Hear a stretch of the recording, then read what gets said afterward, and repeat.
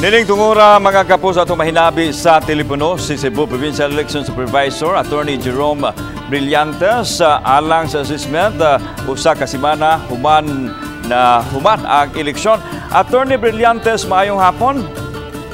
Good morning, good afternoon, lalo kayong hapon taran. Okay, Attorney Brillantes, I suppose nakakaroon sa kauluhan alang usab sa nagpadayon nga election process, particular na sa kaning random manual audit. Pwede maseran o sa resulta sa audit, Attorney Brillantes? Okay, alam nung ganito buntag na abot sa Manila, and then we are able to submit those nakita nimo sa mga ballot boxes during our canvassing. To na sa committee sa random manual audit. Okay, wala pa nasugdan, Attorney? As to sa Cebu province, wala pa nasugdan. Wala pa ko kabalo po sa schedule when. Okay. Direta sa assessment, nahuman naman yun ang eleksyon. Overall assessment nato sa atong eleksyon sa province of Cebu. Kumusta? Well, thank you kayo no, sa pagtaga Cebuano sa ilang pagsuporta sa cooperation nila sa COMELEC. We concluded the last Monday election, a very peaceful election activities sa Tibok Lungsod. So nagmalinaon ang ato ang piniliay sa probinsya Sugbo. Gawas lang sa lungsod sa Cordova, Attorney, nga medyo init ang sitwasyon karon. Gumikan usab sa alegasyon sa napilding kandidato nga dunay halapad nga irregularidad nga nahitabo dito sa nasong lungsod. Nakaabot na ba ni sa imong buhatan, Attorney?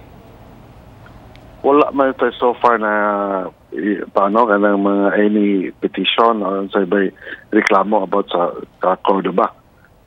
We just concluded the elections sa Cordova, and it's very peaceful man. In fact, they were able to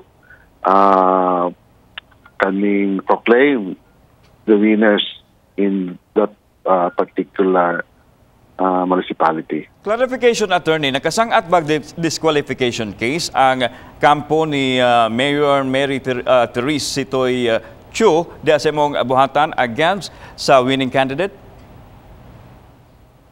So far, as of today, wala pa man ko nadawat na any disqualification case against any candidate. No? So much more sa kaning Cordova.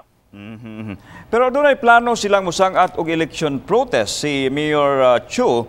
Unsay mga kuan ani, Attorney? Like sa imong office, nakadawat na basad mo ni nga protesta gikan silang kampo? Wala sa kadawat na I think dili po na siya pwede dili sa kuwang opisina because we don't have any jurisdiction as that matter. Tinguha sa nila karon, Attorney, nga mapahigayon ang re-election ilang bases nga kuan lagi dunay halapad nga irregularidad nga nahitabo dito sa lungsod.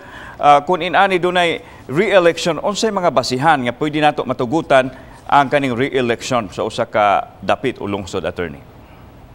So far lang, as what I said before, mananod, ang election that we've been concluded sa Cordova, it was peaceful one. In fact, we were able to proclaim the candidates there, the winning candidate.